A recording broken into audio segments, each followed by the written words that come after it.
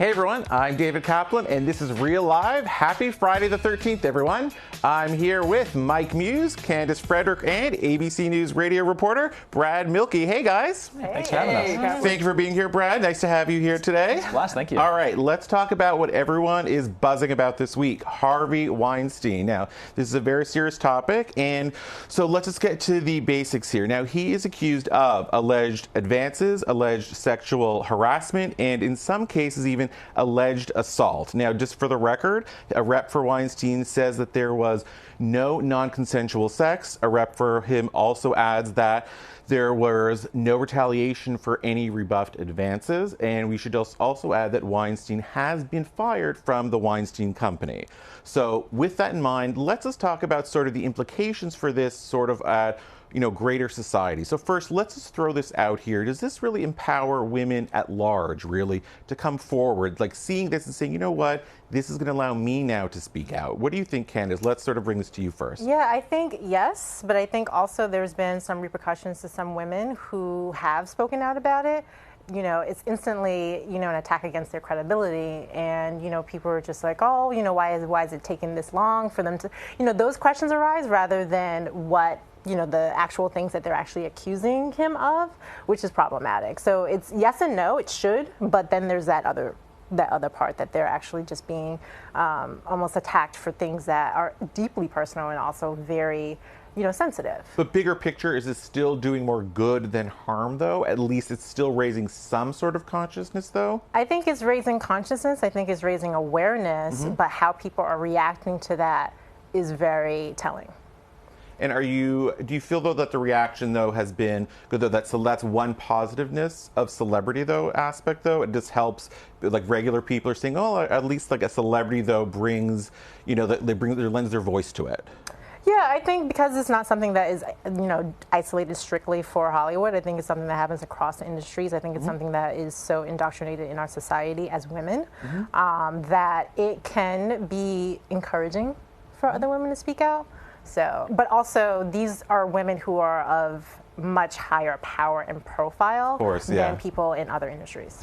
I actually might take the opposite side. I actually think this is a great thing for Hollywood. Unfortunate if the alleged allegations are true, but I think it's a positive step forward for Hollywood because we all know that Hollywood has been so synonymous with the casting couch. Of course. And it's been this unspoken notion that in order to get cast into a major film, that you may have to do some things, you have to compromise something, whatever that compromise is. But I think now that this has come to the forefront, because what we're seeing is all these women allegedly who are coming forward, it all happened in their early years, when they're 19, 20, 21, when you're moving from main city USA to Hollywood to really go for your big dreams, and then this powerful man, it says, and if you want to get cast, and if you want to live out your dreams, if I can just put you in this compromising position, and they're so young, right? They want to say, go for it. But now I think people are going to think twice now, these powerful execs, to say, this is unacceptable. This would no longer be a secret in Hollywood. This would come to the forefront. Let me stay above board. Let me bring in my assistants as I do the castings. Yeah, and the question will be, I think, if Hollywood is taking those accusations seriously because it is the right thing to do, or because they're afraid of getting enmeshed in a different scandal. We've already seen this go out to places like Amazon Studios, where Rose McGowan immediately said that she told them about some of these improprieties by Harvey Weinstein, that they did nothing about it. However, I think there's soul searching happening in Hollywood right now as to whether people have actually considered this the wrong way to handle things during their careers, or whether they're just trying to protect their bottom line. Well, it's interesting, in terms of, Candice, when I initially asked you, is this empowering to women? And Brad, you've covered this. At the same time, there's been reports that, some people at Miramax, in the earlier days in Weinstein, allegedly did know about this, and that people in the media allegedly did know about this and didn't cover it. So this sort of then maybe, doesn't empower women, so this sort of maybe goes back to the initial point that this maybe may scare off some women or really disenfranchises them to coming forward if they are allegedly assaulted, I guess. And David, remember in the New Yorker article that was published by Ronan Farrow that he described an environment at the Weinstein Company where you had dozens of assistants and interns and executives all helping him, in their words, to corner these young women. They would come together in a meeting. Everyone would get up, leaving just Weinstein and a young actress to deal with each other one-on-one. So, yeah, I think there is this question of complicity that Rose McGowan brought up, that a lot of people in Hollywood are bringing up right now, that even Weinstein himself has admitted, yeah, there were things that I regret in the way that I treated people. He denies that anything criminal took place, but that everyone there acknowledges there's a problem there. Do you think this will change the tide in Hollywood in any way, or just even in the short term or the long term? I mean, I'd have to think in the short term, this has to change something. You know, if this is going on in any other movie studio, I mean, really in any other industry, but specifically in this industry, it has to change something. Caplan, you hit it. I love how you framed it short term versus long term. Short term, we're agitating and we're advancing the conversation about all the alleged complicit things that take place in Hollywood. What I see, though, actually, is you have these major A-list females who are coming out and making these powerful statements and really empowering themselves and empowering others. For me, I see it for the next generation of young Hollywood women who will begin to audition, who will begin to start going out for these big roles. And if this happens to them, I don't think that 19, 20-year-old girl would just take it. I think she will recognize there's an issue and she'll be more comfortable to speak out and to take action against it, knowing now this is in the environment and in the lexicon of American culture, in our fabric of our commentary.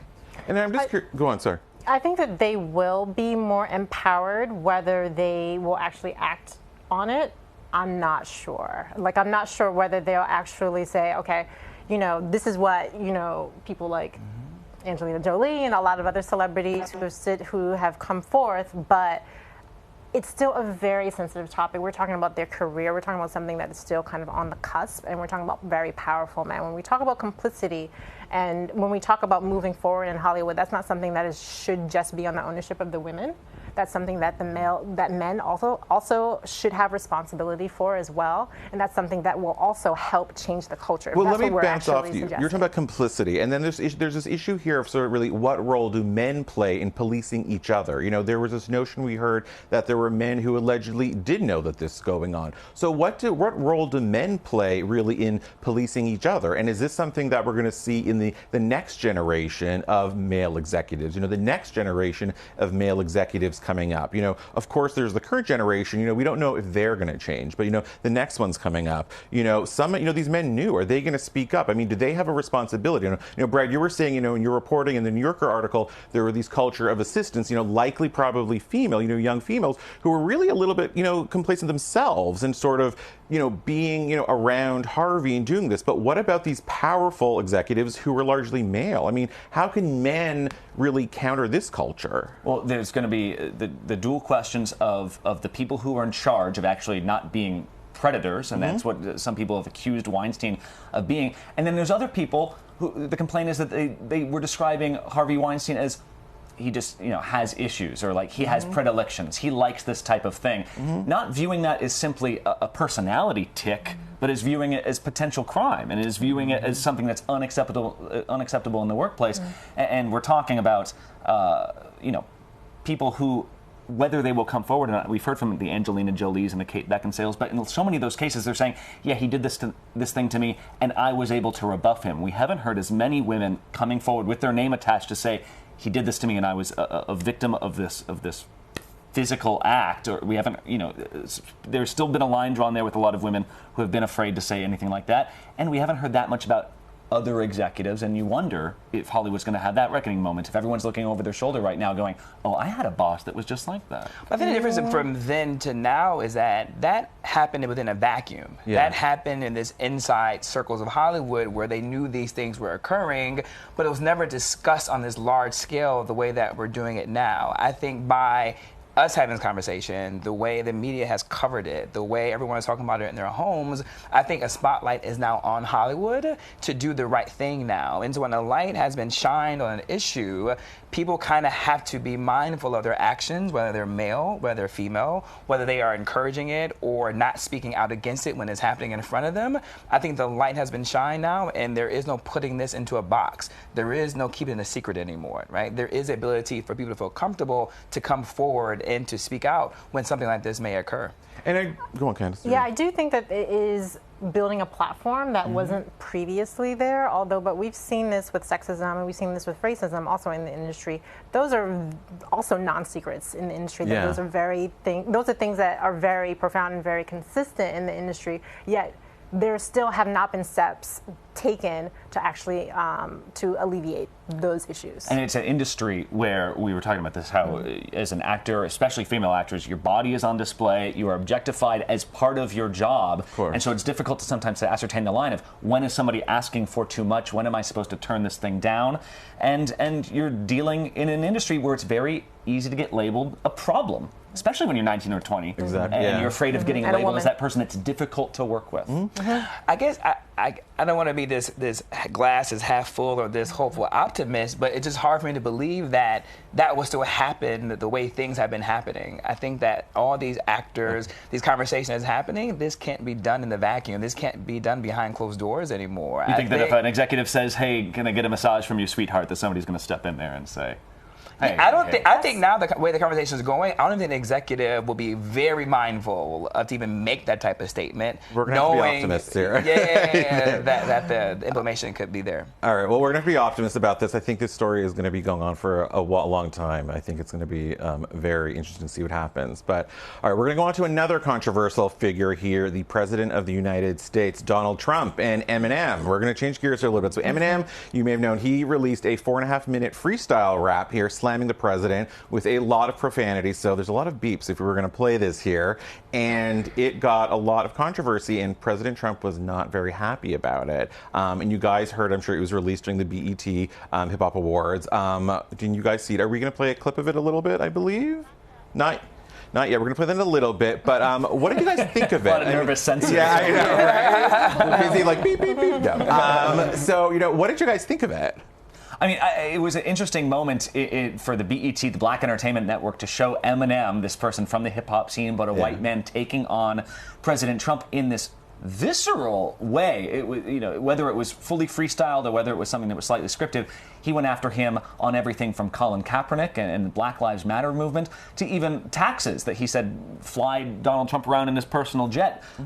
Talked about the wall at one point, used this sort of southern accent to imitate some of Donald Trump's supporters, and at the end drew what he called a line in the sand, saying, "You're either with me or you're with President Trump. You're not allowed to be my fan." And to like that man, it's just pretty intense. But do you think in this era of Trump, I'm for it. do you think in this era of Trump music, I mean, it's always been music has always obviously been very socially aware. I mean, we know that. But do you think in this era of Trump, it's just taken it to this completely new height that it's just, and artists perhaps who weren't, I mean, I think Eminem has always sort of been there. But in this era of Trump, it's just, no holds barred. Everything's fair game, and it's really gone to a whole new level. Yeah, I mean, yes, but also we're talking about bloodshed, we're talking about people's lives, we're talking about human rights, we're talking about human equality. And I think that has all come under threat under his... And we're seeing a little clip of it now, yeah. Under his legislation. So I think people are more... Yes, they are kind of condemning his... alleged or what seems to be his complacency in the matter and how he enables some of these things, but also they're really mostly focused on the fact that human equality, human rights is actually under threat. That's really the problem. And then, obviously the economy and all this other stuff that he brought up in his freestyle. And Mike, let me ask you, do you think artists like this in any way, shape, or form risk, alienating any of their fans, or that their fans, they're obviously very loyal to their, to the musicians they like? Do you think that's at all an issue? No, I think that what we're seeing is celebrities and actors, entertainers actually being celebrated and being rewarded for taking a stance. I think that fans and consumers really want to know more about the artist. They want to know about the company they're purchasing consumer good from now. We are more curious about what is your mission statement. We're more curious about what is your constitution. I think it's more so about the artists who aren't saying anything that we're more curious about. Like, well, why aren't you saying anything? Your silence is actually speaking volumes to me by you not saying anything. We've seen thing that happened with Solange in particular, like Solange was really, I think she's a perfect case study for this. Solange was really trying to figure out who she was in the light of her sister Beyonce. But there was a moment when she got on Twitter and she became unfiltered and she let her voice just go, and she became her authentic self, not afraid to speak her truth, and then you see the success of it. She has one of the most amazing albums, you know, within the R&B pop charts out right now, and it's all about being her authentic self. Same thing within football. Colin Kaepernick, he has the #1 selling football jersey. He's not even playing anymore. But just on the flip side, Villanova, the soldier on the Pittsburgh Steelers, his jersey is now also one of the top selling jerseys when he went against his team to stand out to salute the flag for the national anthem. So I think that you will actually be rewarded and you will find support for speaking your truth. I think it's interesting you're saying that people now, they really do want to know who their artist, what side they're on. Because I think in these times with Donald Trump, it is more polarizing than now, even than before with Barack Obama. I mean, people really want to know, are you pro-Trump? Are you anti-Trump? I mean, I think that's the reality in which we are now. That's just the bottom line. So I think before people, they weren't as, we just weren't like that before. We just weren't as divided. So I think it's true. I mean, I think people, they almost do want to scroll sometime an artist's Twitter feed and they're like, oh, you know what I mean? They're curious, like, well, what's their take on, you know, Trump's take in Puerto Rico? What's their take on hurricane relief? Go on, Brad. I will say that at the end of President Obama's term, if you looked at polls, a lot of Americans said that the country was more divided at the end of President Obama's presidency than before. But President Obama clearly was, he was on record as saying that he wanted to tone down those differences. President Trump has always been someone who's looked to highlight differences between himself and his detractors. And he's someone who has gone to great lengths to do it, whether it be swearing, whether it be personal insults, whether it be Twitter bombs, really uncensoring himself. And when you think about people that are uncensored, Eminem is a perfect example of that. So I think it was this cathartic experience for a lot of Eminem fans and hip-hop fans to see someone go with that visceral of a freestyle, regardless of Eminem's own past history and what you think about him and his controversies. I think it was cathartic for a lot of fans to see, if you want to call it fire with fire, that's fine. The question is whether you see the country getting even more divided as that becomes the comfortable place to be. But the polarization that happened with President Obama when that poll you're suggesting, when he came out, it had more so about partisanship, right? Like race was possibly an undertone within that, but it was definitely Republican versus Democrat.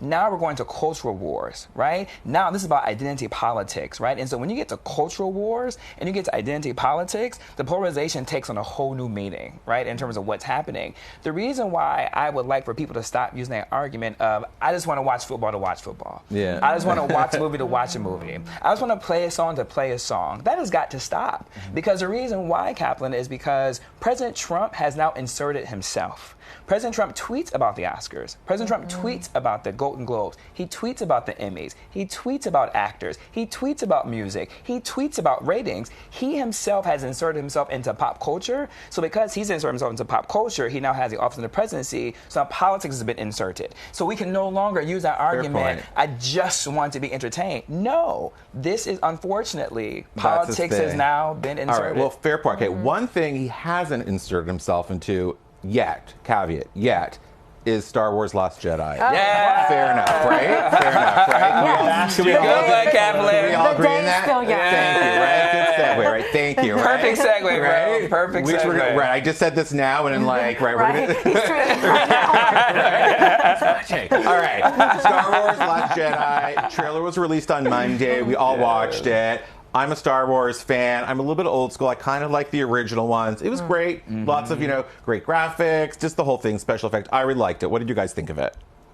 I love the previous one that came out with this new cast. I thought the direction they took was great. I thought bringing a fresh, spin on it was fantastic. I am a fan of the original ones too as well. But I do like this fresh take that they're having with it. It feels so current. And it's difficult to take such a huge, important franchise and bring it into current times and make it feel fresh. But looking at this trailer, I am so curious about all the surprises I think they're going to take with this movie. I actually don't know what to expect watching this, right? It's always funny because you sort of see, like I was saying before, we shot this, like, you see, like, the Luke Skywalker-esque esque character. Like there's always like the characters who are sort of like based, and you don't really know like are they like related? Like you sort of always want the original, but it's still sort of interesting to see just like how are they connected. So it always interesting to see the connection, but yeah, it's always fun to see. But I think, and it always opens it up to a new generation, and it's crazy to think how old the original ones are. Like it's nuts. But anyways, Candice, what's your you can what's your see that thoughts? right in the special effects, that like just how the film has aged, whether good or bad. But I think the special effects have always been kind of the biggest draw for me. I think the fact that John Boyega, we were talking about this the other day, that John Boyega is almost being groomed as the next sci-fi icon, which I totally support. I love that we see Carrie Fisher, people who have missed her, like myself, and just like, oh, you know, and I think this is one of, if not her final on-screen or film appearance. And so that's going to be just really special for a lot of us. And yes. And in the age of Wonder Woman, to see Carrie Fisher sort of go out as that vanguard of sci-fi hero, and see this new young woman grab hold of that lightsaber and sort of see her own power is kind of an interesting thing to see as we talk about women in Hollywood. Exciting to see. Passing the torch of the lightsaber as it is. That's right, But I think also, it also shows, it's funny because you even look at the original, and like even then, the special effects were actually pretty good even back then. I mean, now that's like what, like almost 40 years old now, I guess. 40, So good back then. When they were done well, they still look better than a lot of the CGI that is done now. Absolutely. But this one looks amazing. But I was also too curious about, in the trailer, I feel like we're going to have so much like character development, right, in ways that we haven't seen in the previous Star Wars.